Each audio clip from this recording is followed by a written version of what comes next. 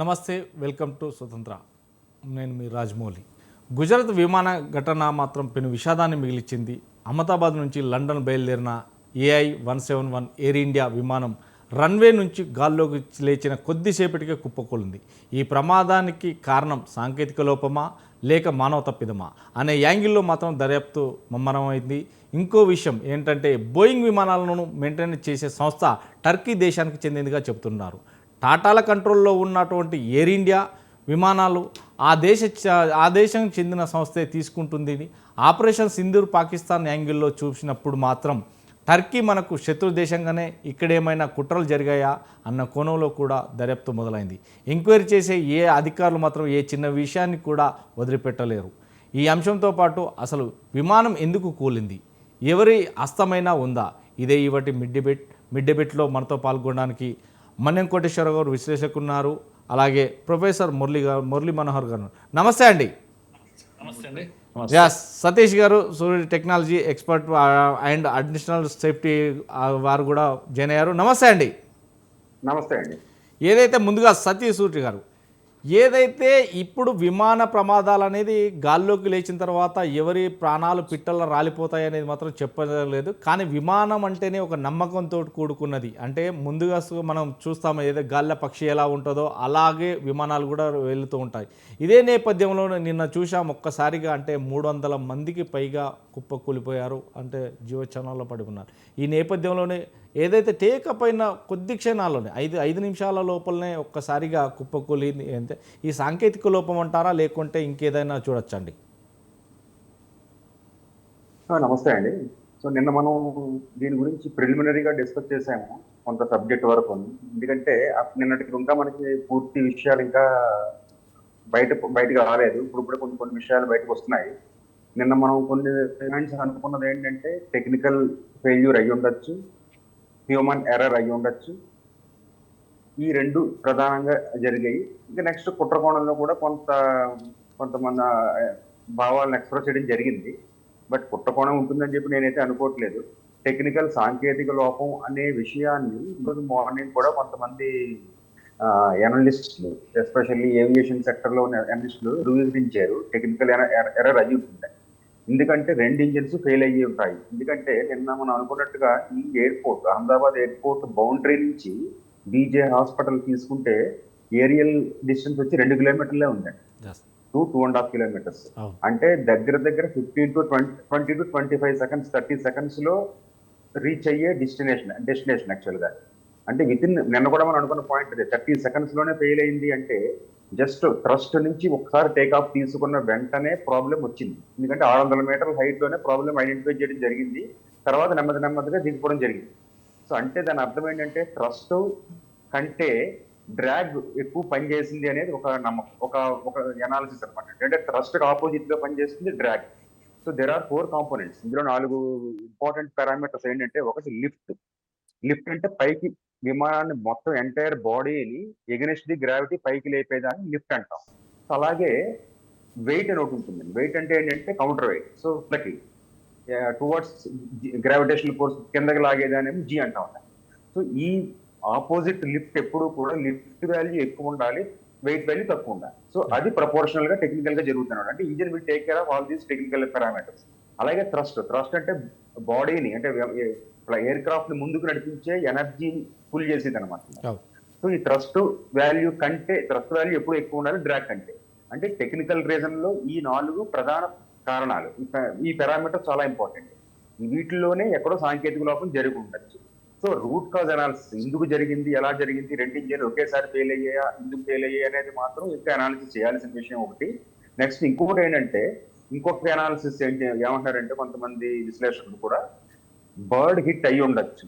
అంటే కొంతమంది అనేది ఒక చోటే అయితే ఇంకో ఇంజిన్ ఉంటుంది కదా, కాకపోతే మల్టిపుల్ బర్డ్స్ అని హిట్ అయ్యి రెండు ఇంజిన్స్ ఇరుక్కుని అప్పుడు ఏమవుతుందంటే, టేక్ ఆఫ్ లో నిన్న మనం అనుకున్నాం కదా, టేక్ ఆఫ్ తీసుకునేటప్పుడు చాలా హై ఎనర్జీ, అంటే 100% ఇంజిన్ ఎఫిషియెంట్ గా పనిచేస్తూ ఉంటుంది 2 ఇంజిన్లు కూడా.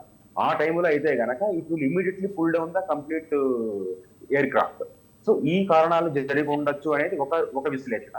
బట్ ఫర్దర్ గా మనం మళ్ళీ ఇంకొక పాయింట్ కూడా మార్నింగ్ అనుకున్నారు ఏంటంటే, అది ఫ్యూయల్ క్వాలిటీ గురించి. Aviation turbine fuel jet A1 category మనం ఇండియాలో అది వాడుతా ఉంది. సో ఆ ఫ్యూయల్ కేటగిరీ గురించి కూడా అనుకున్నారు, కానీ దాని మీద ఎటువంటి సాంకేతిక లోపాలు ఉండవండి. ఎందుకంటే దగ్గర దగ్గర 24 నుంచి 30 పారామీటర్స్ చెక్ చేసిన తర్వాత ఏవియేషన్ టర్బైన్ ఫ్యూయల్ వస్తుంది. అది కూడా kerosene grade aviation turbine fuel. So అది మాక్సిమం అంటే ఆల్మోస్ట్ మన ఇండియాలో తీసుకుంటే కనుక Indian oil corporation will take care of that aviation turbine fuel for all airports. So అక్కడ జనరల్ గా అక్కడ జనరల్ గా క్వాలిటీ ఇష్యూస్ అవి జరగవు. ఎందుకంటే ఇందులో మేజర్ పారామీటర్స్ ఏంటంటే విస్కాసిటీ ఒకటి, density of the fuel, calorific value, combustion characters ఇవన్నీ కూడా చాలా ప్రడామినెంట్ గా చెక్ చేస్తారు. ఇందులో ప్రతి బ్యాచ్ కి చెక్ చేస్తారు. చెక్ చేసినప్పుడు ఏమవుతుందంటే ఇందులో కూడా నెక్స్ట్ కెలోరిఫిక్ వాల్యూ, నిన్న మార్నింగ్ కూడా మనకి అమిత్ షా గారు కూడా ఒక చిన్న స్టేట్మెంట్ ఇచ్చారు. ఆల్మోస్ట్ క్రాష్ అయినప్పుడు 1000 degrees టెంపరేచర్ వచ్చింది. ఇందులో 2 ఇష్యూస్ ఉన్నాయి. నిన్న మనం అనుకున్నది ఏంటంటే 60 KL అంటే 60,000 లీటర్లు ఫ్యూయల్ క్యారీ చేస్తోంది ఎయిర్ క్రాఫ్ట్ అని చెప్పి అనుకున్నాం, కానీ కాదు. అది డబల్, అంటే 1,20,000 లీటర్స్, అంటే దగ్గర దగ్గర 120 KL అబోవ్ క్యారీ ఫార్వర్డ్ చేస్తున్న సందర్భంలో ఫ్లాష్ అయితే గనక 1000 degrees టెంపరేచర్ వరకు రీచ్ అయిపోయింది. అంటే కంబషన్ క్యారెక్టర్స్ అనాలిసిస్ చూస్తే గనక నేను చిన్న ఎక్స్పెరిమెంట్ కూడా చేయడం జరిగింది. Almost it can reach up to 900 to 950 degrees centigrade chances ఉన్నాయండి. ఎందుకంటే దీని కెలోరిఫిక్ వాల్యూ వచ్చి 10,450 కిలో క్యాలరీస్ పర్ కేజీ, అంటే కంబషన్ వాల్యూ అనమాట. Combustion value of the aviation turbine fuel. దాన్ని మల్టిప్లై బై 120 KL అంటే 1.2 lakh ఇంటూ కిలో క్యాలరీస్ అంటే mega jewels లో లెక్కేస్తే కనుక it's huge fire loading value అనమాట. సో అందువల్ల టెంపరేచర్ 1000 degrees రీచ్ అవ్వడం, అందువల్ల ఇమీడియట్ గా ఫ్లాష్ అయిపోవడం, బ్లాస్ట్ అవడం కూడా జరిగింది. కానీ మీరు ఇంకొక పిక్చర్ ని కనుక మీరు బాగా గమనిస్తే బ్యాక్ ఎండ్, సో ఆల్మోస్ట్ ఒక 10 to 10 meters to 12 meters వరకు ఉన్న బ్యాక్ ఇంజన్ ఏమీ కాలేదు. అంటే దాని అర్థం ఏంటంటే బ్లాక్ బాక్స్ ఏదైతే ఉందో అది అక్కడే సురక్షితంగా ఉంటుంది ఖచ్చితంగా. అందువల్ల అది విశ్లేషణకి వచ్చిన తర్వాత మనం ఏంటనేది తెలుస్తుంది అనమాట అండి. అది ప్రస్తుతానికైతే ఇది ఎనాలిసిస్. ఎస్ సతీష్ గారు, ఈ బులెటిన్ మొత్తం మీద ఏదైతే నిన్న జరిగినటువంటి దుర్ఘటనకు సంబంధించి 242 మంది ప్రాణాలు కోల్పోయారో, అదేవిధంగా అక్కడ ఉన్నటువంటి ఒక భవనం పైన కూలితే అది మొత్తం మీద అక్కడ ఉన్నటువంటి అందులో ఉన్నటువంటి డాక్టర్స్ కూడా మృతి చెందారనే సంఘటన జరుగుతుంది. ఈ నేపథ్యంలో మన్యం కోటేశ్వరరావు గారు, మనం చూస్తున్నాం సార్, ఏదైతే నిన్న జరిగినటువంటి దుర్ఘటనకు సంబంధించి అంటే అందులో ప్రయాణికులే కాకుండా ఒక మాజీ సీఎం, అంటే 2 సార్లు ముఖ్యమంత్రిగా ఉన్నటువంటి బీజేపీకి సంబంధించినటువంటి పార్టీకి సంబంధించినటువంటి ముఖ్యమంత్రి మాజీ సీఎం గారు కూడా మృతి చెందినవాడు. ఎందుకంటే లండన్లో ఉన్న కూతుర్ని చూడడానికి వెళ్ళి ఈ దుర్ఘటనలో అతను మృతి చెందాడు. ఈ నేపథ్యంలోనే ఒక్కసారిగా అది ఏదైతే అక్కడ ఒక బిల్డింగ్ పైన కూలిందో దాంట్లో బిల్డింగ్ పైన అంటే లంచ్ చేస్తున్నటువంటి డాక్టర్లకు సైతం ఒక 28 మంది దాకా మృతి చెందారని తెలుస్తుంది. అంటే దానిపైన మనం ఎలా చూడొచ్చు సార్? ఇది ఒక యాక్సిడెంట్ అనేటువంటిది నిన్నటి నుంచి అనేక సందర్భాల్లో మనం మాట్లాడుకుంటాము. ఇప్పటికీ నా అభిప్రాయం అదే. యాక్సిడెంట్ ఎట్లా జరిగింది ఏమిటి అనేటువంటిది బ్లాక్ బాక్స్ దొరికిన తర్వాత కొంత సమాచారం దొరుకుతుంది. బయట ఉన్నటువంటి అంశాలు కూడా దర్యాప్తులో అవన్నీ కూడా బయటపడతాయి. అయితే అనేక మంది వెంటనే ప్రమాదం జరిగినటువంటి వెంటనే ఇవాళ మన దేశంలోనూ లేదా ప్రపంచంలోనూ ఉన్నటువంటి పరిస్థితిని చూసినప్పుడు వెంటనే ఏదో ఒక కుట్ర కోణాన్ని ముందుకు తీసుకొచ్చి సెన్సేషనలైజ్ చేయడానికి చేసేటువంటి ప్రయత్నాలు ఈ ఉదంతంలో కూడా జరిగాయనేది నాకైతే అనిపిస్తుంది. అయితే అటువంటి కోణాలని మనం విస్మరించాలని నేనైతే చెప్పను, కానీ దాన్ని ప్రత్యేకంగా భూతత్వంలో పెట్టి చూడటం అనేటువంటిది మాత్రం డెఫినెట్ గా కుట్ర కోణంలో అది సదుద్దేశంతో చేసేది అయితే కాదనేది నేను భావిస్తాను. ఒకవేళ అలాంటిది ఏమైనా ఉంటే ఈ పాటికి దాదాపు ఒక రోజు దాటిపోయింది ఆ ప్రమాదం జరిగి. ఇంతవరకు ఏ సంస్థ కానీ ఎవరు కానీ ఫలానా కారణంతో మేమే ఈ పని చేసామని ఇంతవరకు ఎవరు ప్రకటించలేదు. కనుక ఆ కోణం అయితే నేనైతే అటువంటి కుట్ర జరిగిందనే దాని మీద నేనైతే అంగీకరించట్లేదు నా అభిప్రాయంలో. అందువల్ల ఏం జరిగింది ఏమిటి అనేటువంటిది మనకి విచారణ జరిగిన తర్వాతనే చూడాలి. రెండోది, ఈ ఏవియేషన్ కి సంబంధించి, లేకపోతే దానిలో ఉండేటువంటి సాంకేతిక లోపాలు కావచ్చు, లేకపోతే వీటన్నిటికి సంబంధించి ఆ, ఒక నిర్దిష్టమైనటువంటి అభిప్రాయం చెప్పడానికి నేనైతే సాంకేతిక నిపుణుడిని కాదు. కేవలం ఒక జర్నలిస్ట్ ని, రాజకీయ అంశాల మీద, వివిధ అంశాల మీద అభిప్రాయం చెప్పగలను తప్ప, Yes. అందుకని ఆ సాంకేతిక పరమైనటువంటి అంశాల్లోకి నేను పోదలుచుకోలేదు. Yes. ఇది కేవలం ప్రమాదం, మామూలు ప్రమాదం కాదు. ఇది మన దేశ చరిత్రలో, అదేవిధంగా ప్రపంచంలోనే దాదాపు ఇంత పెద్ద సంఖ్యలో మరణించినటువంటివి ఒక 7-8 ఉదంతాలు ఉన్నాయి. వాటిల్లో 2 బోయింగ్లు ఒకటి ఢీకొన్నటువంటి, రన్వే మీదనే ఢీకొన్నటువంటి ఉదంతం, అదేవిధంగా ఇతర ఉన్నాయి. ఆ బోయింగ్లే కావటం యాదృచ్ఛికం కావచ్చు.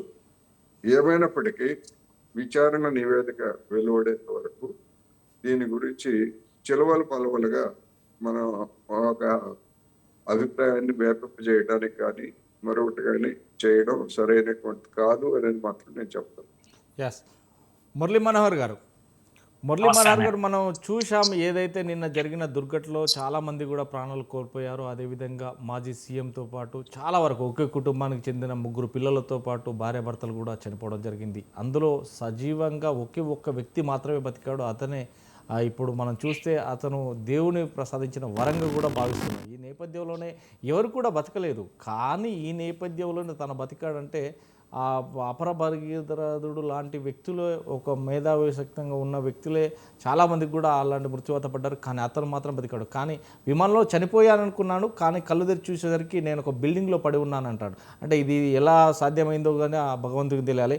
మొత్తం మీద ఏదైతే ఇంతమంది చనిపోయారు, కానీ 5 నిమిషాల టేకాఫ్లోనే ఇంత దుర్గార్గమైనటువంటి సంఘటన చోటు చేసుకుంది. దానికి వివిధ కారణాలు అద్దుతున్న నేపథ్యం ఉంది. దాన్ని ఎలా చూడొచ్చు అంటారు? ఇంతకుముందు రామ్మోహన్ గారు చెప్పిన అదే కరెక్ట్ అండి. ఇది యాక్సిడెంట్. ఇది కనుక మనం ఆ, ఇప్పుడిప్పుడే మన అనుమానాలు వ్యక్తం చేయడం కూడా సరైనది ఏం కాదు. కానీ చాలా దురదృష్టం, ఇంత పెద్ద సంఖ్యలో మనుషులందరూ ఒక్కసారి కాలి బూడిదైపోవడం అనేది కళ్ళ ముందే చూస్తాగాని ఇది ఏదైనా సరే మనం యాక్సెప్ట్ చేయలేము. దీన్ని జీర్ణించుకోవడం కూడా చాలా కష్టంగా ఉంది అందరికి కూడా. అది ప్రధానమంత్రి దగ్గర నుంచి సామాన్య మానవుడి వరకు కూడా ఇది. కానీ దీంట్లో ఒక మిరకిల్ లాంటి సంఘటన ఇది ఒక్కటే ఒక అద్భుతమేమో. ఒక్క వ్యక్తి మాత్రము బయటపడడం, పెద్దగా గాయాలు లేవు అతనికి. పోనీ మంటలు ఏమన్నా కాలిపోయినట్టుగా లేదు. అసలు నేను అనుకుంటాను విమానానికి మంటలు ఇంకా రాకముందే ఆయన బయటికి పడిపోయాడు అని చాలా క్లియర్ గా కనపడుతుంది. ఆయన చూస్తుంటే, ఆయన నడిచిపోతున్న తీరు చూస్తుంటే, కాలి బూడిదైపోయిన శవాలు ఒక వైపు కనిపిస్తే, ఆయనేమో హాయిగా నడుస్తూ వెళ్ళిపోతున్నాడు. ఇది ఒక పెద్ద వండర్. ఒక్కసారి ఆయన కోలుకొని ఆయన మాట్లాడితే ఏం మాట్లాడతారో అందరూ వినాలని నేను కూడా చాలా ఉత్కంఠతో ఉన్నాను. ఒక అద్భుతం జరిగిపోయింది. బహుశా నేను అనుకుంటున్నాను విమానం కూడా తగలబడ్డ భాగం వదిలేస్తే ఇంకా సగము అలాగే ఎటువంటి మంటలు కానీ లేకపోతే బ్లాక్ గా ఇది కావడం కానీ బూడిద లేకుండా ఒక హాఫ్ భాగము అదేది ఆ భవనం పైన 4 అంతస్తులు ఉన్న ఆ భవనం పైన కూర్చుండిపోయింది. కనుక బహుశా విమానం 2 ముక్కలు అయినప్పుడు అందులో ఒక ముఖ్యంగా 11A సీట్ పైన ఉన్నటువంటి ఆ వ్యక్తి కరెక్ట్ గా అక్కడే ఏమైనా విమానం బ్రేక్ అయిందా, అక్కడ నుంచి ఆయన కింద పడిపోయాడా అనేది మనం తెలుసుకోవాలి. ఎందుకంటే అక్కడే ఎమర్జెన్సీ ఎగ్జిట్ డోర్ కూడా ఉంటుంది కనుక ఆయనకు అక్కడే ఒక అవకాశం దొరికినట్టుంది, పడిపోయి ఉంటాడు బహుశా అని మనం అనుకోవచ్చు. చూద్దాం ఆయన ఏం చెప్తాడు అనేది. కానీ దీంట్లో నా అబ్జర్వేషన్ ఒకటి ఏంటంటే, బహుశా అందరు చూసి ఉంటారు, దీంట్లో టెక్నికల్ ఇష్యూనా లేకపోతే మానవ తప్పిదమా అని 2 మాటలు చర్చ జరుగుతూ ఉంది. మానవ తప్పిదంలో ముఖ్యంగా పైలట్స్ చేసేటువంటి తప్పిదాల్లో బహుశా ఏమీ ఉండకపోవచ్చునేమో. ఎందుకంటే అది పైకి లేచాక టేకాఫ్ అయ్యాక క్షణాల్లో, నిమిషాలు కూడా కాదు, సెకండ్లలో పడిపోయింది. అది పైకి ఎగురుతూనే ఉంది, టేకాఫ్ అయింది, పై ఆకాశం వైపుగా వెళ్ళడమే స్టార్ట్ అయింది, వెంటనే దిగడం ప్రారంభమైంది. అయితే ఇందులో మనం గమనించే విషయం ఏంటంటే, ఫ్రంట్ సైడ్ ఏదైతే ఉందో నోస్ పైకి లిఫ్ట్ అవుతుంది. దిగేటప్పుడు కూడా ను మామూలుగా కిందికి పోవాలి, కానీ పైకి లిఫ్ట్ అవుతుంది. అంటే ఏదో గట్టి ప్రయత్నం పైలట్ చేస్తున్నాడు పైకి లేపడానికి. కానీ అట్ ది సేమ్ టైం వారు టెక్నికల్ గా చాలా విషయాలు చెప్పారు కదా, డ్రాగ్ చేసేది కానీ ఆ 4 విషయాలు చెప్పారు కదా, వెయిట్ ఎక్కువైనప్పుడు లిఫ్ట్ చేసే సిస్టమ్ కానీ వీటిలో ఎక్కడో ఒక టెక్నికల్ ప్రాబ్లం తప్పకుండా ఉంటుంది. మానవ ప్రయత్నంలో కన్నా ముఖ్యంగా పైలట్స్ ప్రయత్నాల్లో లోపం ఏం కనిపించడం లేదు. ఎందుకంటే మేడే కాల్ కూడా చేశారు, ప్రమాద గంటికలను పంపించారు, సిగ్నల్స్ పంపించారు. వాళ్ళు చేయాల్సిన పనులన్నీ చేసినట్టుగా పైలట్స్ చేసే ప్రయత్నం గట్టిగా చేసినట్టుగా కనిపిస్తుంది. టెక్నికల్గా ఎక్కడ ప్రాబ్లం వచ్చింది మనకు మాత్రం అర్థం కానిటువంటి విషయం. కానీ బోయింగ్ లాంటి అతి ప్రెస్టీజియస్ విమానము మన దేశంలో చాలా అరుదుగా జరిగేటువంటి ప్రమాదము, మనం అందరికీ కూడా ఇది చాలా బాధాకరము, అలాగే అవమానకరం కూడా. మన టెక్నాలజీ మనం ఎక్కడ ఫెయిల్ అవుతున్నాం ఏంది చెక్ చేసుకోవాల్సినటువంటి సమయం అండి ఇది. మనుషుల ప్రాణాలు ఎంత విలువైందో ఈ దేశం యొక్క ఇంత ఇంత సువిశాల దేశం, ఎన్నో విమానాలు నడిపిస్తున్నాం కనుక టెక్నికల్గా మనం సౌండ్గా ఉన్నాము అని చెప్పగలగాలంటే ఇవి జరగకూడదు. అది విమానమైనా, రైలు అయినా, ట్రైన్ అయినా ఇవి జరగకూడదు. జరగనప్పుడే కదా మనం చాలా సౌండ్గా ఉన్నాము, టెక్నాలజీ బాగుంది మన దగ్గర.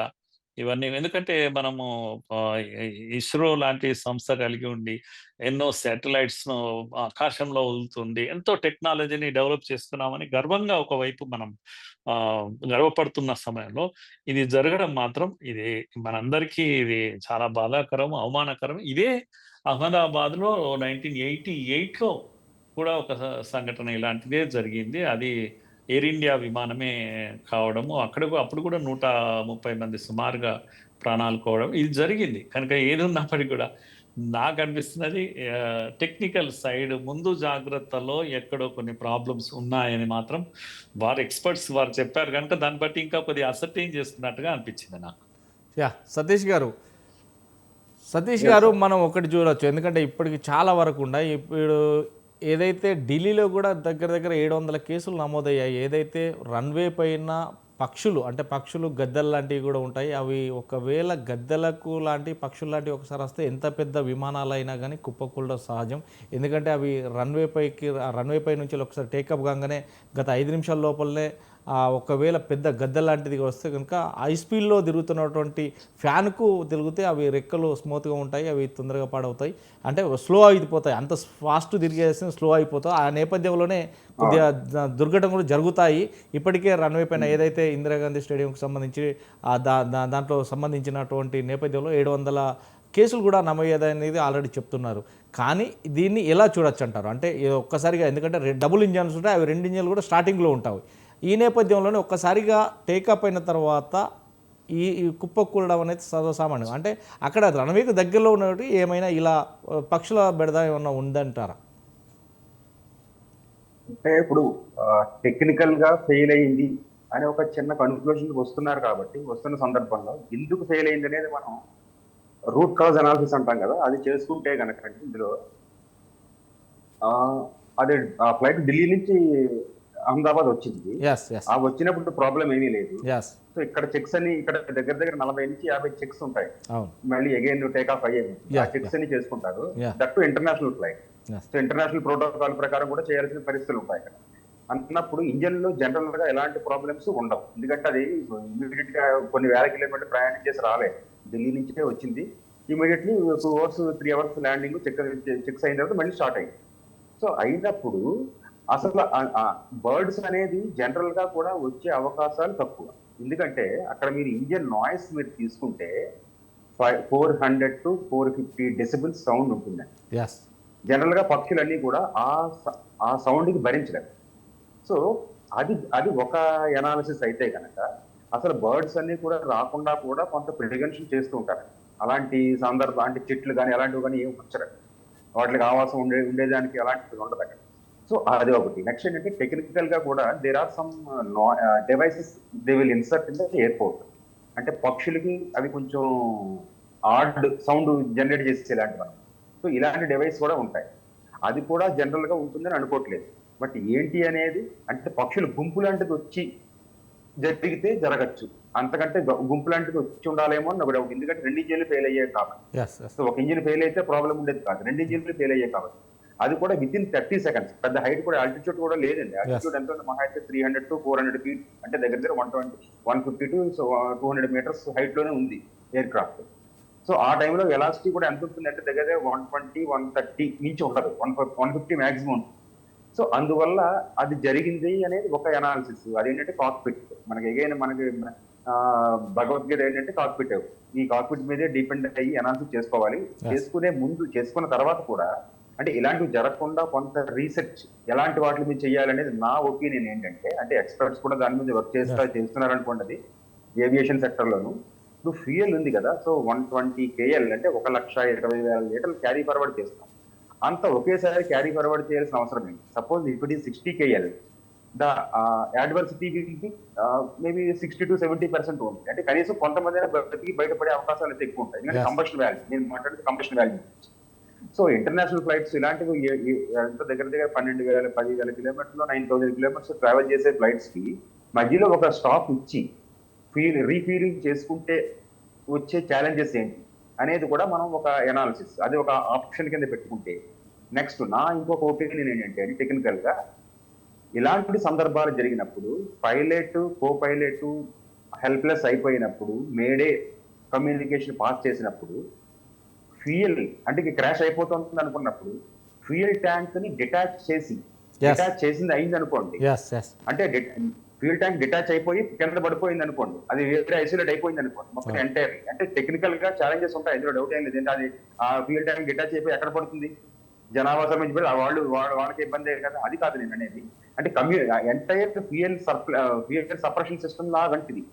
R&D రీసెర్చ్ జరిగితే గనక ఇలాంటి వ్యవస్థ పరిస్థితి నుంచి కొంత బయటపడే అవకాశం ఉంటుంది. అదొకటి. నెక్స్ట్ ఇంకోటి ఏంటంటే ఫైర్ సపరేషన్ సిస్టమ్. నిన్న కూడా దాని గురించి నేను మాట అన్నాను. ఎయిర్ క్రాఫ్ట్ కి కంపల్సరీగా ఫైర్ సపరేషన్ సిస్టమ్ ఉండాలి, not only for the engine, for the entire air craft. So cockpit లో మన ఈ కాక్పిట్ లో ఎలాగా ఉంటుంది అది fire separation system, fire detection system, alarm system. అది కాకుండా ప్యాసింజర్ టెర్మినల్ లో కూడా ఉంటే గనక that will also flooded the separation system కదా. అప్పుడు కొంతమంది బతికే అవకాశం ఉండొచ్చు, ఉండకూడదని లేదు. బట్ ఏంటంటే ఎంతమంది బతుకుతారో ఏంటి అనేది అగైన్ రీసెర్చ్. ఇమీడియట్ గా ఇంప్లిమెంట్ చేసేయడం కాదు అది.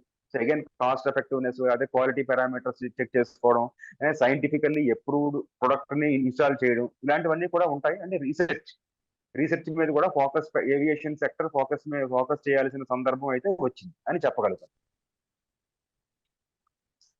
ఒకటి విషయం ఏంటంటే ఇప్పుడు ఏదైనా టేకప్ తీసుకున్న స్పాట్లో అంటే అది 635 అడుగుల ఎత్తులో టేకప్ అయిన వెంటనే అది కుప్పగోల్పోయింది. ఈ నేపథ్యంలో అక్కడ బ్లాక్ బాక్స్ అనేది దొరికేదంటే ఇప్పటికీ మాత్రం ఎయిర్ ఇండియా మాత్రం సంస్థ చెప్పడం జరిగింది ఏంటంటే బ్లాక్ బాక్స్ అనేది దొరకలేదు, బహుశా అక్కడే ఉంటుంది, దొరికిన తర్వాత అసలు ఏమైందని. అది మాత్రమేనా టేకప్ తీసుకున్న తర్వాత ఏటీసీకి ఏటీసీకి మాత్రం ఆల్రెడీ కనెక్షన్స్ కట్ అయిపోయాయి, ఏటీసీ ఆధీనంలో కనెక్షన్స్ లేవు. వాళ్ళు ఏటీసీ అధికారులు కూడా ఏమైందని చూసే లోపే ఇక్కడ పైలట్, కో పైలట్ కూడా తొందరగా అంటే మొత్తం చూసినప్పటికి కూడా వాళ్ళకు ఏమి కూడా అంటే వాళ్ళకి ఏం జరిగింది అనేది కూడా కో పైలట్కు అసలు ఏం మనసులో పట్టలేదండి. అంటే ఇలా కొంతమంది అంటే కొంత తప్పిదాలు కూడా జరుగుతాయి. అంటే ఏ విధంగా జరుగుతాయి అని అనుకోవచ్చు మనం. ఇప్పుడు ఇందాక మనం అనుకున్నాం కదా ఆ 11A సీట్ అనేది మిడ్ కూడా కాదండి. ఫస్ట్ నుంచి తీసుకుంటే వింగ్స్ కంటే ముందే ఉంటుంది ఆల్మోస్ట్. ఎందుకంటే 33, 34 రోస్ ఉంటాయి, అందులో 11 అంటే 1/3 లో ఉన్నట్టు ఇంచుమించు. ఆయన బయట అంటే జనరల్ గా ఇప్పుడు ఏ ఫ్లైట్ క్రాష్ తీసుకున్నా సరే ఫస్ట్ 50% అంటే వింగ్స్ ఇంజిన్ పార్ట్ వరకు కూడా జనరల్ గా క్రాష్ అయిపోతుంటాయి. మిగిలింది బయటపడుతుంటే అంటే జనరల్ గా అది ఫైర్ కి అంతలాగా పురాన్ అవ్వదు అది. సో కాకపోతే ఈ 11A సీట్ బయటపడడం అనేది చాలా మిరాకిల్. ఫస్ట్ ఆఫ్ ఆల్ అసలు అది అర్థం కాని విషయం. అది ఆయన కొంచెం కోలుకున్న తర్వాత మెంటల్ గా కొంచెం ఇదైన తర్వాత ఆయన నుంచి ఇన్ఫర్మేషన్ సహకరించడం, ఆయన ఒక బ్లాక్ బాక్స్ కింద ఉన్నాడు ఎంటైర్ సిస్టమ్ కి. ఎందుకంటే బ్లాక్ బాక్స్ అనేది ఇప్పుడు ఇంకా ఐడెంటిఫై చేయకపోవడం అనేది ఇంకా మరి ఆశ్చర్యం. ఎందుకంటే అది కాక్పిట్ వెనకాతలే ఉంది. అది ఐ మీన్ థైలాండ్ లో ఉంటుంది. అది థైలాండ్ లో కూడా ఆల్మోస్ట్ ఎంత 30 సీట్స్ అని ఎండ్ అయిపోయిన తర్వాత కిందనే ఉంటుంది. అది రెండు రకాల సిస్టమ్స్ ఉంటాయి, అందులోను 2 రకాల కమ్యూనికేషన్ సిస్టమ్స్. అది మరి యాక్చువల్ గా అదైతే ఏమీ డ్యామేజ్ కాలేదు యాజ్ పర్ దట్. మన ఫొటోస్ కూడా చూస్తే ఇందాక మరి మన వక్త కూడా చెప్పినట్టుగా అది సీటింగ్ బిల్డింగ్ మీద అలా కూర్చున్నట్టుగానే ఉంది అది థైలాండ్ పార్ట్.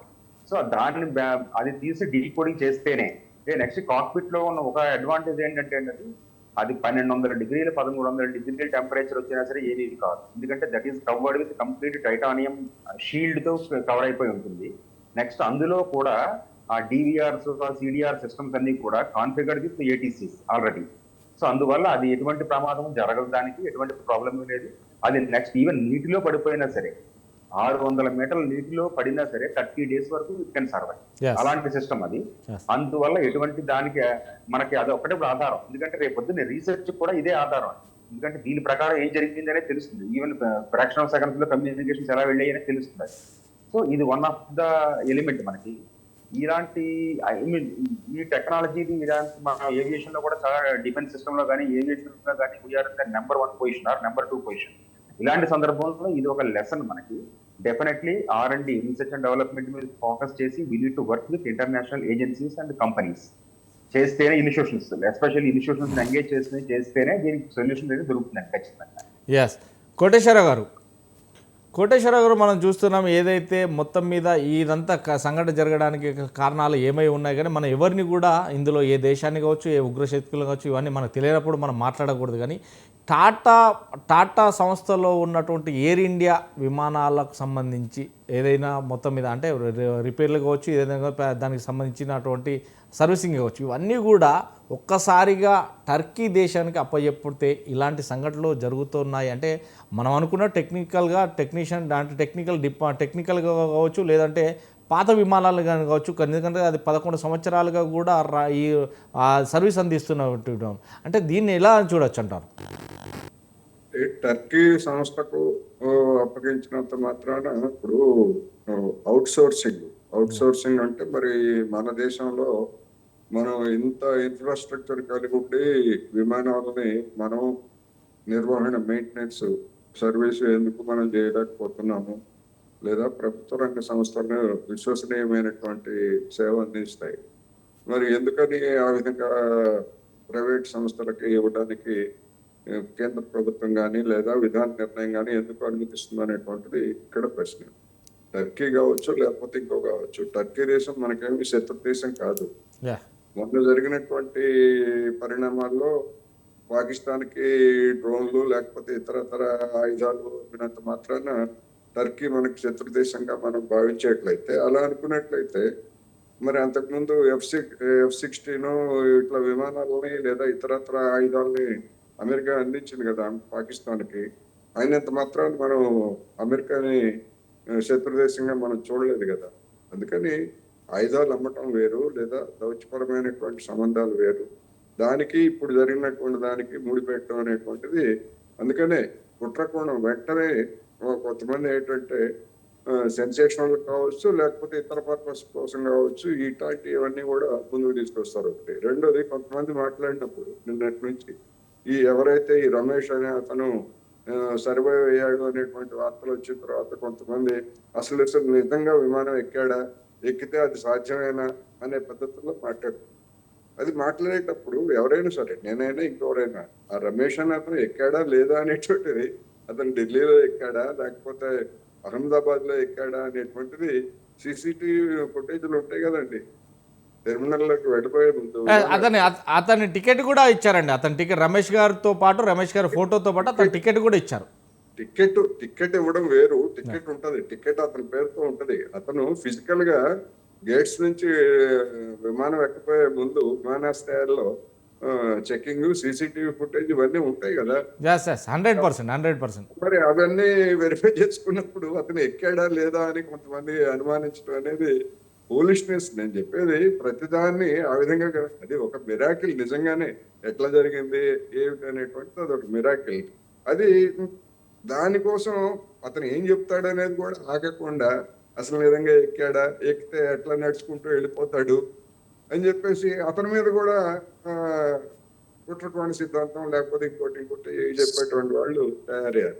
నిజానికి అది ఒక విషాదకరమైనటువంటి ఘటన. ఆ కోణంలో అట్లా చూసేటువంటి వాళ్ళు మరి కనీసం కామన్ సెన్స్ ఎందుకని వాళ్ళకి ఉపయోగించకుండా పోతామండి. విమానాశ్రయంలో CC ఫుటేజ్ ఉంటుంది కదా, 100%. వెరిఫై చేసుకోవచ్చు కదా. కానీ ఏమంటానంటే ఈ వివరాలన్నీ వచ్చేంత వరకు. రెండోది, ఇప్పుడు మన సతీష్ గారు చెప్పినట్టు ఎస్ డెఫినెట్ గా ఇప్పుడు విమానాలకు సంబంధించి ప్రమాదాల హిస్టరీ ఉంది, అది దర్యాప్తు చేసినటువంటి నివేదికలన్నీ ఉన్నాయి. వాటన్నింటిలో కూడా మనకి కొన్ని ధోరణులు కనిపిస్తాయి. బర్డ్స్ తోటి ఒకవేళ నిజంగా బర్డ్స్ తోటి ఎన్ని విమానాలు దెబ్బతిన్నాయి, లేకపోతే ఇంజన్లలో తలెత్తినటువంటి వాటితోటి ఎన్ని కూలిపోయాయి, లేకపోతే ఇతరత్ర కారణాలతోటి ఎన్ని కూలిపోయాయి అనేటువంటిది ఆ మొత్తం ఆ నివేదికలన్నింటినీ కూడా మనకు పరిశీలించినప్పుడు కామన్ గా మనకి ఏ అంశాలు ఎక్కువగా దోహదం చేశాయి ఈ కూలిపోవడానికి లేదా ప్రమాదాలకి అనేటువంటి చూస్తే ఆయా ఫీల్డ్స్ లో తీసుకోవలసినటువంటి జాగ్రత్తల గురించి రీసెర్చ్ చేసేటువంటి వాళ్ళు కానీ, లేకపోతే ఉన్నటువంటి వాటిని మరింత మెరుగుపరిచేటువంటి వాళ్ళని కానీ అవన్నీ కూడా చేయాలి ఎప్పటికప్పుడు. ఎందుకంటే ప్రతి ప్రమాదం కూడా ఒక కొత్త అనుభవాన్ని లేదా కొత్త పాఠాన్ని మనకి నేర్పుతాం. ఇప్పుడు ఇది కూడా అలాంటిదే అనుకోవాలి. కానీ ఆ బోయింగ్ సంస్థ గతంలోనే ఒక నివేదిక ఇచ్చింది. 1959 నుంచి 2011 వరకు అది ఇచ్చినటువంటి దాని ప్రకారం దాదాపు 1700కు పైగా ప్రమాదాలు జరిగితే 20,000 మంది వరకు మరణించారనేటువంటిది అది ఇచ్చినటువంటి అది అది కూడా అంటే కంపైల్ చేసి ఇచ్చింది. అదే కావచ్చు లేదా ఎయిర్ బస్ కావచ్చు, ప్రపంచంలో ఉన్న 2 సంస్థలే కనుక ఎవరైనా కానీ లేదా ఏవియేషన్ సంస్థలు ఆయా దేశాల్లో ఉన్నటువంటి సంస్థలు కానీ ప్రభుత్వాలు కానీ ఇవన్నీ ఇచ్చినటువంటి వాటన్నిటిని కూడా సమగ్రంగా విశ్లేషించి ఇప్పుడు మనకి ఏఐ కూడా అందుబాటులోకి ఉంది కనుక దాని సాయం కూడా తీసుకొని లోపాలు ఎక్కడ ఎక్కువ జరుగుతున్నాయి అనేటువంటి దాన్ని పరిశీలించి అటువంటి వాటిని రెక్టిఫై చేసుకుంటూ పోవడం మినహా చేయగలిగింది ఏమీ లేదు అనేది కూడా నేను ఈ సందర్భంగా చెప్పదలుచుకున్నాను. ఎస్ సతీష్ గారు, ఒక్క విషయం సతీష్ గారు, మనం ఏదైతే చూస్తున్నాం, ఏదైతే బోయింగ్ 717 లోపల ఏదైతే ఉన్నారో 171 ఎయిర్ కాల్స్, దీనికి సంబంధించి అప్పటికి అంటే ఢిల్లీలో నుండి బయలుదేరినటువంటి విమానంలో అంత పెద్ద ఫ్యూల్ అంటే 125,000 లీటర్లను నింపడం, అది దాంట్లో ఏదైతే 242 మంది ప్రయాణికులు ఉంచడం అంటే ఒకసారి అది అంటే కొత్త విమానం అప్పుడు అంటే కొంత మనందరికీ తెలిసిన విషయమే. ఒక మనిషి ఎంత బరువు మోయగలుగుతాడు, తను ఏజ్ అయిన తర్వాత ఎంత బరువు మోయగలుగుతాడు అనేది కూడా ఈ విమానాలకు ఉంటుంది. ఎందుకంటే కొత్తగా ఉన్నప్పుడు ఎంత బరువు మోయగలుగుతుంది, ఎంత కెపాసిటీ ఉంటుంది, తర్వాత రాను కాలంలో ఎంత కెపాసిటీ తగ్గుతుంది, దాన్ని ఎలా పరికరాలు మరి కొత్త అమర్చాలని ఉంటుంది. అంటే మనం చూస్తున్నాం ఏదైతే దాంట్లో సీట్లు కరెక్ట్ లేవు, టచ్ స్క్రీన్లు కరెక్ట్ లేవు, ఇదంతా పోయింది అని. అదే విమానం గత 11 సంవత్సరాలుగా సర్వీసులు అందిస్తున్న నేపథ్యం ఉంది. ఏదైతే మహమ్మదాబాద్ టు ఢిల్లీ టు అహ్మదాబాద్ నుంచి వెళ్ళి లండన్ వరకు. ఈ నేపథ్యంలో మీరు ఎందుకని దీన్ని సర్వీసింగ్ చేయలేకపోతున్నారు, అలాంటి పరికరాలు ఎందుకు ఉంచుతున్నారు? అలాంటి నేపథ్యంలోనే ఒకవేళ మిషన్లే కావచ్చు, లేకుంటే ప్రతి ఒక్కటి కావచ్చు, దాంట్లో ఇంజన్కు సంబంధించిన కావచ్చు, ఇవన్నీ ఎందుకు మార్చలేకపోయారనుకోవచ్చు?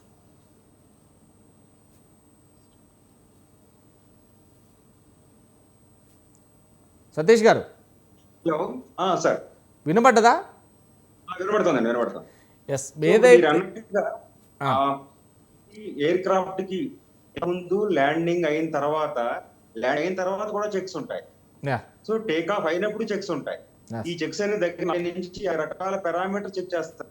అంటే ఎవరి డిపార్ట్మెంట్ వాళ్ళు చెక్ చేసుకుంటూ వెళ్ళిపోతారు. ఈవెన్ ప్రతి సీట్ దగ్గర నుంచి కూడా చెక్ చేస్తారు వాళ్ళు. ఏమైనా అంటే మిస్లేనియస్ ఐటమ్స్ ఏమైనా వదిలేసారా, లేకపోతే ఏమైనా ఆయుధాలు ఏమైనా ఉన్నాయా అని ప్రతి కోణంలో చెక్ చేస్తారు. ప్రతి ఫ్లైట్ కూడా బాంబ్ స్క్వాడ్ కూడా అవుతుంది, అంటే ప్రతి టేక్ ఆఫ్ లోను అవుతుంది. కాకపోతే ఏంటంటే అంటే టెక్నికల్ గా కొన్ని ఏముంటాయంటే రన్నింగ్ అవర్స్ మీద కొన్ని చెక్స్ ఉంటాయి. మెయింటెనెన్స్ ఆపరేషన్స్ అంటే మెయింటెనెన్స్ అంటాం కదా, అందులో రన్నింగ్ అవర్స్ ప్రకారం చేసేవి కొన్ని ఉంటాయి.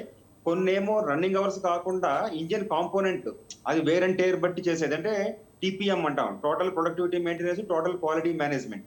సో ఈ రంగాల్లో కూడా ప్రతి కాంపోనెంట్ కూడా స్ట్రింజెంట్ ఆడిట్ చెక్ లిస్ట్ అయిన తర్వాతే వెళ్తుందండి. వెళ్లకుండా ఏది కాంపోనెంట్ వదలరు వాళ్ళు.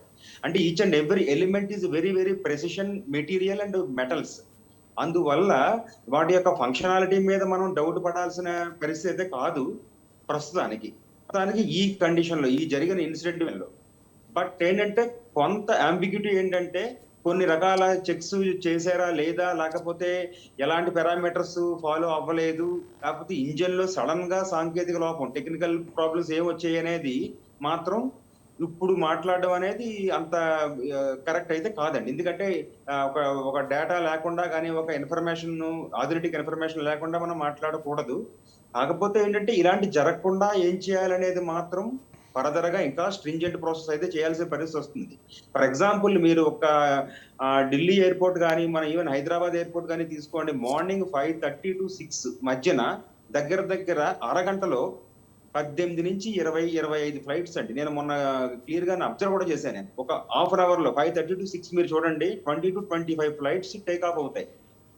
అదే అరైవల్ కూడా చూసుకుంటే 8 నుంచి 10 ఉన్నాయి. అంటే ఎగ్జాంపుల్ చెప్తాను, ఒక డేలో 5:30 to 6 హాఫ్ అన్ అవర్ టైంలో 10 నుంచి 18 నుంచి 20 ఫ్లైట్స్ టేక్ ఆఫ్ అవుతున్నాయి అంటే ఎంత ఎంత ప్రెషర్ ఉంటుంది టీం మీద. దానికి తగ్గట్టుగా ఏవియేషన్ టీము, లేకపోతే డీజీసీఏ టీము, లేకపోతే airports authority of India team, లేకపోతే ఆపరేటర్, అలాగే ఎయిర్ ఇండియా కానీ, లేకపోతే ఇండిగో కానీ, ఎవరైనా. సో వీళ్ళందరూ కూడా కోఆర్డినేట్ చేసుకోవాల్సిన సందర్భం అయితే ఉంది. చెక్ లిస్ట్ లో కూడా మోడిఫికేషన్ చేయాల్సిన సందర్భాలు ఉంటాయి. ఎందుకంటే కొన్ని చెక్ లిస్టులు 1947 యాక్ట్ ప్రకారం కూడా కొన్ని ఉంటాయి, 1956 యాక్ట్ ప్రకారం కొన్ని ఉంటాయి. అది కాకుండా యాజ్ ఆన్ డేట్ టెక్నికల్ గా ఏవేంటి ఇష్యూస్ వస్తున్నాయి, ఛాలెంజెస్ వస్తున్నాయి అనేది ఎప్పటికప్పుడు మనం మార్చుకుని ముందుకు వెళ్ళగలిగితే మాత్రం ఇలాంటి ప్రమాదాలని కొంతైనా మనం అరికట్టగలం. 100% అరికట్టాలనేది మన ధ్యేయం. బట్ ఎంతైనా సరే ఇలాంటి ఇంత దారుణమైన పరిస్థితి జరగకుండా కూడా ఉండే అవకాశాలు ఉంటాయన్నమాట. ఎస్ సో అది మనం చేయాలి. మురళీ మనోహర్ గారు, ఏదన్నా సంఘటన జరిగితేనే అదే ట్రైన్ యాక్సిడెంట్ కావచ్చు, బస్ యాక్సిడెంట్ కావచ్చు, ఇలాంటి ఏ కార్ యాక్సిడెంట్ కావచ్చు, కానీ అవి ఎక్కాలంటే జనం మళ్ళీ అల్లల్లాడిపోతారు, అంటే ఒక భయభ్రాంతాలకు గురవుతారు. నిన్న చూసిన సంఘటన చూస్తే కనుక సుమారుగా 300 మంది, అంటే కింద భోంచేస్తున్న వ్యక్తులతో సహా, ఆ ఫ్లైట్లో వెళ్ళే వారితో సహా, వీళ్ళందరూ కలిస్తే ఒక్కసారిగా గగ్గోలు, అంటే ఒక్కసారిగా కళ్ళలో తుంచెల్లి నీళ్లు, రక్తం లాంటి కారడం చేత చూసేవారికైతే అంతా బాధేసింది. ఆ నేపథ్యంలో ఇప్పుడు ఫ్లైట్ ఎక్కాలంటేనే చాలా భయపడుతున్న తరుణం ఉంది. అంటే ఎలాంటి పరిస్థితులు ఎదుర్కోవచ్చు? ఇప్పుడు ప్యాసింజర్ ఒక ఫ్లైట్ ఎక్కి జర్నీ చేయాలంటే ఎలాంటి పరిస్థితులు ఎదుర్కోవచ్చు? అంటే నమ్మకం అనేది ఫ్లైట్ల మీద కావచ్చు, ఆ ఫ్లైట్ యాజమాన్యాల మీద కావచ్చు ఉంటుందంటారా? నమ్మకం లేకపోయినా జనం ప్రయాణాలు చేస్తున్నారు. చాలా గమ్మత్ ఏంటంటే రోడ్డు ప్రమాదాలు చాలా ఎక్కువ మన దగ్గర. నమ్మకం ఉందా నడిపే డ్రైవర్స్ పైన, లేకపోతే ప్రభుత్వ వ్యవస్థల పైన అంటే నమ్మకం లేదు. కానీ మన అవసరాలు అలా ఉన్నాయి కనుక అవసరాన్ని బట్టి ఎక్కుతున్నాము, వెళ్తున్నాం, పరిగెత్తుతున్నాం. చాలాసార్లు అందుకే భయం వేస్తుంది అన్నట్టు. ఇల్లు దాటి బయటికి వెళ్ళాలంటే భయం వేస్తుంది. మనం డ్రైవ్ చేసినా పక్కవాడు ఢీ కొట్టి చంపేస్తున్నాడు. ఇలాంటివన్నీ ఉన్నాయి కనుక ముఖ్యంగా ఏంటంటే ఈ ఫ్లైట్స్ విషయంలో గాల్లో తేలుతాం కనుక భయం అనేది వస్తాయి, ఎక్కువనే ఉంటుంది అందరికి కూడా. కనుక ఈ నమ్మకం అనేది కలిగించాలి, సంస్థలు కూడా కలిగించాలి. నేను ఊరికే ఈ ఇన్సిడెంట్ అయిన తర్వాత అట్లా ఇంటర్నెట్ అలా చూస్తుంటే అత్యధికంగా ఫ్లైట్స్ ఇంతవరకు మన ఇండియాలో జరిగిన వాటిలో ఎయిర్ ఇండియావే ఎక్కువైపోయింది. ప్రైవేట్ ఇప్పుడు ఇండిగో కానీ, లేకపోతే ఇంకా స్పైస్ ఇలాంటివి ఉన్నాయి కదా, వాటి యాక్సిడెంట్స్ లేవు, కొన్నిటికేమో అసలు జరగట్లేదు. ఇది కూడా ఒకసారి మరి తేల్చుకోవాల్సినటువంటి విషయం. ఎందుకు ఎయిర్ ఇండియాలో జరుగుతుంది? టాటా లాంటి పెద్ద రెప్యూటెడ్ సంస్థ కొనేసింది మనం నష్టాల్లో పోయినప్పుడు ఎయిర్ ఇండియా. టాటా నన్న వచ్చాక మరి తగ్గాలి కదా, ఎందుకు, ఎక్కడ లోపం ఉంది? ఇది టాటా అనే సంస్థ చాలా పేరున్నటువంటి సంస్థ, వెంటనే స్పందించింది కూడా బాగానే. మరి ఏం చర్యలు తీసుకుంటుందో చూడాలి. కానీ ఇది మనమైతే క్వశ్చన్ చేసుకోవాల్సిందే. ఎందుకంటే మన ప్రభుత్వ రంగ సంస్థలు విశ్వాసాన్ని పొందాలి. ఇప్పుడు టాటా వాళ్ళు పరిగెత్తుకుంటూ వచ్చారు, వెంటనే ప్యాసింజర్ కుటుంబాలకు 1 కోటి రూపాయలను వెంటనే అందించే ప్రయత్నం చేశారు. ఈవెన్ మెడికల్ కాలేజీ కన్స్ట్రక్షన్ మొత్తం బాధ్యత వాళ్ళే తీసుకున్నారు. ఇలాంటివన్నీ కొన్ని టకటకట వాళ్ళు తీసేసుకోవడం. ముఖ్యంగా నాకు దీంట్లో ఎక్కడ వచ్చిందంటే, ఏ పాపం తెలియని పాపం మెడికోస్ ఒక సుమారుగా 20-24 మంది పోయి వాళ్ళ పైన పడడం ఉరిమి ఏదో మంగళం పైన అనేది అన్నట్టు. పాపం మెడికోల్ కొంతమంది చనిపోవడం, ఇది కొంత బాధ అనిపించింది.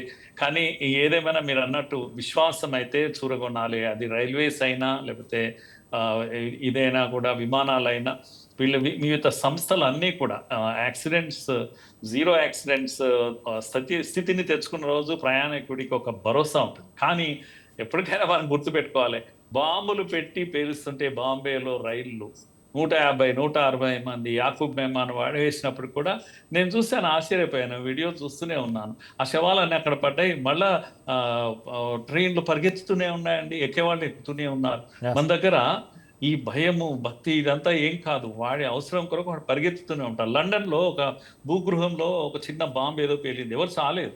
కానీ ఒక 2 ఏళ్ళు అది దాన్ని ఆ రూట్ వాడకుండా పడేశారు. ఏంటి అంటే భయం, అటు నుంచి వెళ్తే మళ్ళీ బాంబు పేలుతుంది అని. కనుక యూరోపియన్ కంట్రీస్ లో ఈ భయం ఎక్కువ ఉంటుంది, కానీ మన వాళ్ళకి ఆ భయం లేదు. మళ్ళీ అట్లాంటి విశ్వాసాలు చాలా ఎక్కువ. మరి దీనికి విశ్వాసరహితమైనటువంటి ఇటువంటి ఫ్లైట్స్ మీద మరి ఎందుకు ప్రయాణం చేస్తున్నారంటే అవసరాలు అట్లా ఉన్నాయి. కనుక ఇది ఒక చిక్కుముడి అనుకోండి. కానీ ఏదేమైనా విశ్వాసం అనేది చాలా ముఖ్యం. ఈ సంస్థలు అతి శ్రద్ధతో, వారు అన్నారు కదా, సతీష్ గారు చెప్పారు కదా, ఎన్ని రకాలుగా ఒక ఫ్లైట్ టేకాఫ్ చేసే ముందు ఎన్ని జాగ్రత్తలు తీసుకుంటారు. ఎవరికి వాళ్ళు డిపార్ట్మెంట్స్ లో తీసుకున్నప్పటికీ కూడా జరుగుతున్నాయి. కనుక మనము ఈ విదేశాలతో మనం ఏమైనా నేర్చుకునేది ఉంటే తప్పకుండా నేర్చుకోవాలి మనం. ఎందుకంటే ప్రతి ప్రాణం కూడా ముఖ్యమే. ఎక్కడ ఫ్లైట్ లో ఉండొచ్చు, బయట ఉండొచ్చు, ఎక్కడైనా ఉండొచ్చు, కానీ ఒక వ్యక్తి ప్రాణం అనేది చాలా విలువైంది. దాన్ని వాల్యూ చేయాలి. ప్రభుత్వ రంగ సంస్థలు కానీ, ప్రైవేట్ రంగ సంస్థలు కానీ ఇలాంటి వ్యవస్థలు నడిపే వాళ్ళదే బాధ్యత అవుతుందని నా అభిప్రాయం. ఎస్, మొత్తం మీద సతీష్ గారు, మనం చూస్తున్నాం ఏదైతే ఫ్యూయల్ అంటే అధికంగా ఫ్యూయల్ కొట్టించుకొని పోతే కొంత మనం ఎప్పుడైతే ఎయిర్లు అంటే ఫ్లైట్ ఎప్పుడైనా టేకప్ అయిన తర్వాత మధ్యలోకి వెళ్ళిన తర్వాత అంటే ఆల్రెడీ కుదుపులు వస్తాయి, ఎందుకంటే మేఘాలలో వెళ్ళేటప్పుడు కుదుపులు కూడా వస్తాయి. ఆ నేపథ్యంలో కొంత ఒకవేళ ఫ్యూయల్ గిట్ట ఎక్కువ ఉన్నదంటే అక్కడ ఉన్నటువంటి వ్యక్తులు ఏదైతే ఆ ఫ్యూయల్ని గాల్లోనే వదిలేస్తారనేది అది క్లారిటీ. ఎందుకంటే ఒక్కొక్కటి జెట్స్కి సంబంధించిన దాంట్లో ఎక్కువగా ఇంధనం వాడేదంతా పెట్రోల్ అని అంటే వైట్ పెట్రోల్కి సంబంధించి కానీ అనుకుంటే కొంత కిరోసిన్కు సంబంధించిన పెట్రోల్ను కూడా ఎక్కువ వాడతారంట. అంటే ఫైరింగ్ అంటే జెట్స్కి సంబంధించి ఇలాంటి బోయింగ్లకు సంబంధించి కొంత వాడినప్పటికీ అంత ఫ్యూల్ నింపుకొని పోవడం అది సేఫే అంటారా? అంటే ఇప్పుడు ఈ ఇందాక కూడా అంది నేను అదే పాయింట్ అండి. 1,20,000 లీటర్లు ఫ్యూయల్ ఫిల్ చేసుకుని వెళ్ళిన వెహికల్ కి ఒక సపోజ్ అందులో 60 కేఎల్ అంటే 60,000 60,000 లీటర్లు ఫిల్ చేసి వెళ్ళిన దానికి ఫైర్ రిటార్డెంట్ తీసుకుంటే కనుక 50% 60% ఉంటుంది ఫైర్ ఎఫెక్ట్. సో ఇది ఒకటి ఏంటంటే రీఫ్యూలింగ్ మధ్యలో ఎక్కడైనా చేసుకునే అవకాశాన్ని కూడా ఆప్షన్స్ మనం వెతుక్కోవాలి.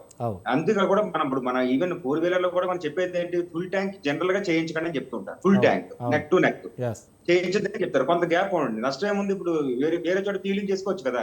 సో అదే సందర్భం అదే ఇప్పుడు ఫ్యూయల్ కూడా మన ఇంకొక పాయింట్ ఏంటంటే అండి, ఇది మనగా జెట్ A1 ఫ్యూయల్ ఏదైతే ఉందో, కిరోసిన్ బేస్డ్ ఫ్యూయల్ ఏదైతే ఉందో దాని calorific value 10,400 kilo calories per KG అనుకున్నాం. రేపు వచ్చిందా మనం we are in the research and development of fuelling with hydrogen. Okay, hydrogen fuel కి వెళ్ళినప్పుడు దాని కెలోరిఫిక్ వాల్యూ వచ్చి 30,500 కిలో క్యాలరీస్ పర్ కేజీ అండి. అంటే ఆల్మోస్ట్ 3 టైమ్స్ కంబస్టబుల్ వాల్యూ. అంటే దాని 3 రెట్లు ప్రమాదాన్ని ఇంకా ఎక్కువ ప్రాంట్ చేసే అవకాశం ఉంది ఖచ్చితంగా.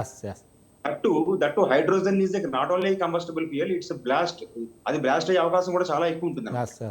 అందువల్ల రేపు పొద్దున మనకి ఏంటంటే మనం హైడ్రోజన్ ఫ్యూయలింగ్ వెళ్లే సందర్భం వస్తే కనుక ఏవియేషన్ ఫ్యూయల్ నుంచి హైడ్రోజన్ ఫ్యూయలింగ్ వెళ్లే సందర్భం వస్తుంది ఖచ్చితంగా. ఒక 5 సంవత్సరాలు 10 సంవత్సరాలు గ్యారంటీగా వస్తుంది. ఆల్రెడీ అది జరుగుతుంది, అది ఆల్రెడీ జరుగుతుందని అంటున్నారు కదా. ఆల్రెడీ జరుగుతోంది, ట్రయల్ రన్స్ కూడా నడుస్తున్నాయి. అంటే జనరల్ గా స్మాల్ వెహికల్స్ లైక్ విటాల్ అంటారు కదా, vertical take off and landing vehicles మీద రీసెర్చ్ చేస్తున్నారు, అది ఇంప్లిమెంట్ చేస్తున్నారు అది. సో బట్ ఇలాంటి వెహికల్స్ వచ్చినప్పుడు మాత్రం, కమర్షియల్ వెహికల్స్ లేకపోతే మన ప్యాసింజర్ ఎయిర్ క్రాఫ్ట్స్ వచ్చినప్పుడు మాత్రం చాలా జాగ్రత్తగా తీసుకోవాల్సిన పరిస్థితి. ఎందుకంటే మన లైఫ్స్ ఇక్కడ ఉన్నది, దానికి there is no alternative for any material or any దేనికైనా సరే ఆల్టర్నేటివ్ ఉంది, కానీ ఎక్సెప్ట్ లైఫ్. ఇందులో అనుకోవచ్చు కదా ఏరి కోరి మన ప్రాణాన్ని మనమే కోరి తెచ్చుకుంటున్నామని, మన చావును మనమే కోరి తెచ్చుకుంటామని అనుకోవచ్చు కదా. అంటే మనం ఎవరు కావాలని ఎవరు చావును కోరి తెచ్చుకోడు కదండి. ఒకదాని నుంచి ఒకదానికి వెళ్తామంటే ఏదో గొప్పగా అనుకుంటాం, కానీ ఇలాంటి సంఘటనలు జరిగినప్పుడు అయితే ఖచ్చితంగా అదే అనుకుంటాం కదా.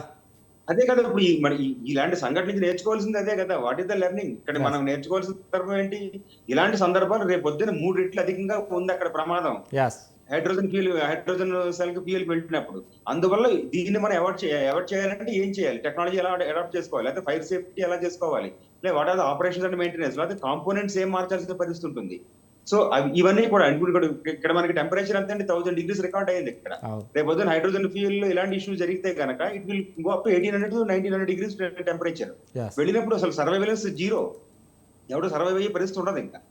అలాంటప్పుడు మరి ఎలా చేయాలనే దాని మీద కూడా దీన్ని మనం ఒక గుణపాఠం కింద తీసుకుని ముందుకెళ్తే రేపు పొద్దున్న మన ఎయిర్లైన్స్ కానీ, మన ప్రైవేట్ సంస్థలు కానీ, గవర్నమెంట్ సంస్థలు కానీ, డీజీసీఏ కానీ, ఎయిర్పోర్ట్స్ అథారిటీస్ కానీ ఇవన్నీ కూడా క్లబ్ చేసుకుని research and development, IITs, IIMs, NITs ఏవైతే ఉన్నాయో వాటితో మనం అనుసంధానం చేసుకుని R&D చేసుకున్న రోజుని definitely we will be in the benchmark and we will be the leaders in the aviation sector, no doubt at all. S Koteswararao గారు, ఏదైతే ప్రజల ప్రాణాలు గాల్లోనే తేలాడిపోతున్నాయి అనేది మాత్రం నిన్న చూసాము. ఎందుకంటే అది ఏదైనా కావచ్చు, మొత్తం మీద అదే యాక్సిడెంటల్ కావచ్చు, లేదంటే ఇంకేదైనా కావచ్చు. మనం ఏదనుకున్నా ఏదైతే బ్లాక్ బాక్స్ దొరికే వరకు, దాని పూర్తి విచారణ జరిగే వరకు మాత్రం దాన్ని ఎవరు కూడా ఏం నిర్ధారించలేకపోతున్నారు. ఎవరైనా ఏ సంస్థలైనా కానీ దాని గురించి మాట్లాడలేకపోతున్నారు. కానీ ప్రజల ప్రాణాలు గాల్లోనే పోవడంటే ఒక నమ్మకం అనేది పోతుంది. ప్రజలకు ఇప్పుడు ఎయిర్లైన్స్కి సంబంధించి కావచ్చు, ఇటు పబ్లిక్ సంబంధించి, ప్రైవేట్ సంస్థలకు సంబంధించి ఒక నమ్మకం ఏర్పడాలంటే ఎలాంటి చర్యలు చేపట్టాలి? నమ్మకం ఏర్పడాలంటే దానికి అనేకమైనటువంటి పద్ధతులు ఉన్నాయి. దానికి అవసరమైనటువంటి ఎన్విరాన్మెంట్ కూడా ఉండాలనేది. ఇప్పుడు మనం హైదరాబాద్లో మనం ఉంటున్నాం. హైదరాబాద్లో రోడ్డు మీదకి వెళ్తే ఎవడొచ్చి కొడతాడో, ఎవడెక్కడి నుంచి కొడతాడో కూడా తెలియనటువంటి పరిస్థితి ఇవాళ కొన్ని ప్రాంతాల్లో, ముఖ్యంగా ట్రాఫిక్ ఎక్కువగా ఉన్నటువంటి చోట్ల ఉంది. మరి రోడ్డు దాటడానికి అవసరమైనటువంటి ఏర్పాట్లు ఏమైనా ఉన్నాయా? ఈ మధ్య కొన్ని చోట్ల లిఫ్ట్లు పెట్టి లేదా చిన్న వంతెనలు అవి కట్టి కడుతున్నారు. కానీ అక్కడ మనం గనక చూసేట్లయితే వాటిని ఎవరు ఎంతమంది ఉపయోగిస్తున్నారు?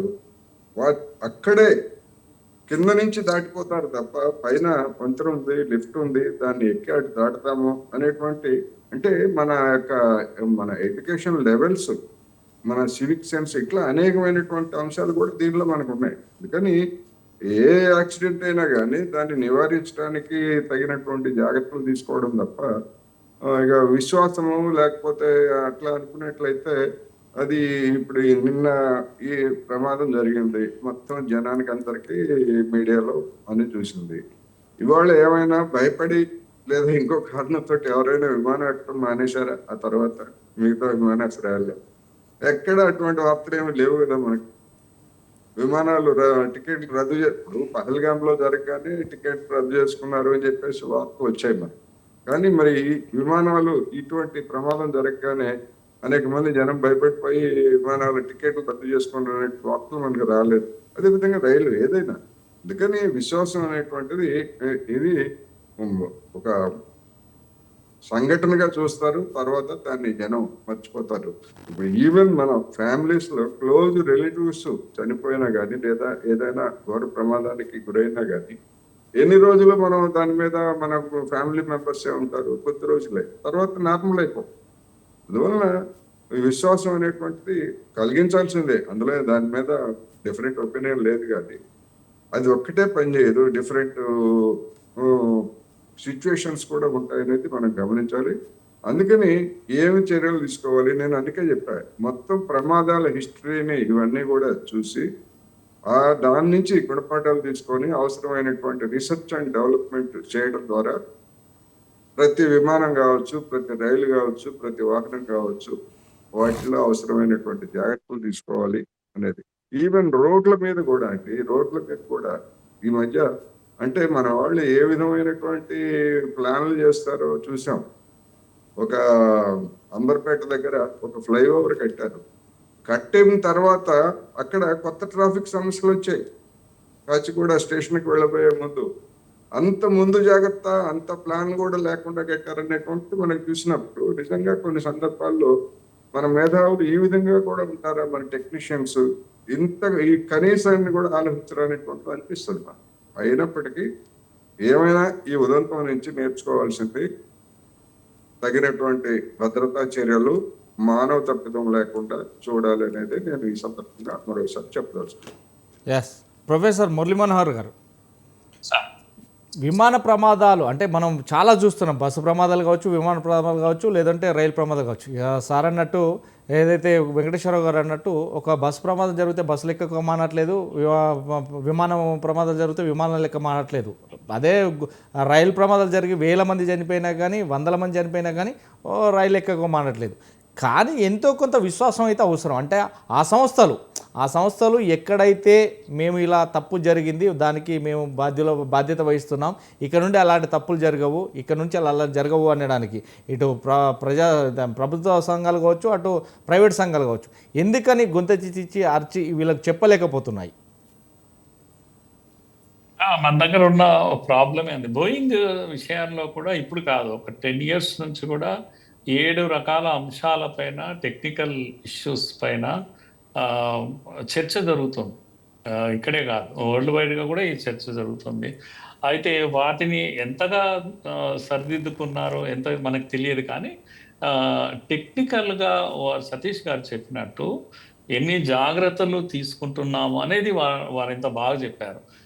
అయినా జరుగుతున్నాయి కనుక మానవ తప్పిదాలకు there is no end to it. మనం పర్ఫెక్ట్ ఏం కాదు, no human being is perfect. కనుక మనం లెసన్స్ నేర్చుకోవడానికి రెడీగా ఉండాల్సిందే. ముఖ్యంగా మనం భారతీయులము. నేను ఎందుకు మనం భారతీయులం అంటున్నాను అంటే, నేను ఇన్ఫీరియర్గా ఫీల్ కావడం లేదు. కానీ మనము ఇప్పుడు చైనా ఒకప్పుడు పాపులేషన్ అత్యధికంగా ఉన్న దేశం, కానీ ఇప్పుడు మనమే ఉన్నాం. కనుక ఈ భూగోళం పైన అత్యధిక పాపులేషన్ ఉన్న దేశం మనం. కనుక మన బాధ్యత పెరిగింది.